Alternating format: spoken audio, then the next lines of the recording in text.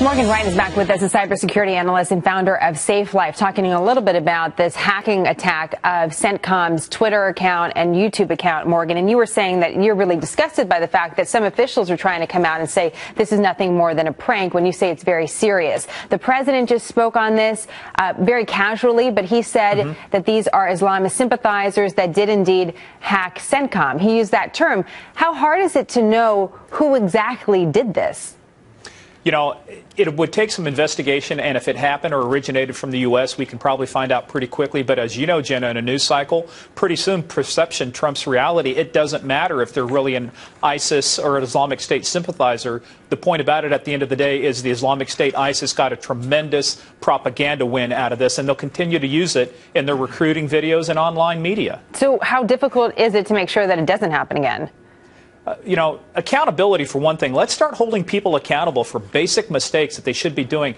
Two-factor authentication, using additional layers of security, and testing these things. You know, it's not just hacking a Twitter account. It's the fact that you just gave a rocket launcher to a guy who was previously armed with a slingshot. We don't want to arm our enemies with this kind of firepower, and social media is a type of firepower. I mean, ask Joseph Goebbels the power of propaganda. I mean, that's what drove Nazi Germany for many years before World War II. It's an effective tool, and without us countering it, it will only hurt us. It will not help us, and it puts our soldiers, police officers, and citizens at risk when we just trivialize this act of terrorism. You underscored the point that this is a very important story for us to continue to talk about. The same man, the same spokesman for the Pentagon that called it just a prank, said that there's no evidence that any Department of Defense system or network has been compromised or breached.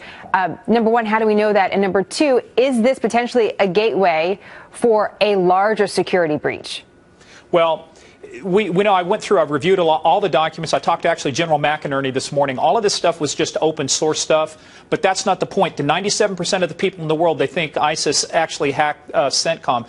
However, though, the other issue is that we're getting some reporting back in, is that a personal account was used by somebody inside of CENTCOM to access this stuff. That could be huge, because if they use, what are they doing using a personal account to manage a military social media account? So that could actually be a gateway from a password or username standpoint, maybe into some more sensitive systems. We didn't compromise a classified DoD network, but if I know your name, if I know your username, and now I've got a password, you've just given me some tools to start opening up that door, and we don't want that. Very interesting. Morgan, it's always great to have you on the program. We appreciate it as always. Thank you.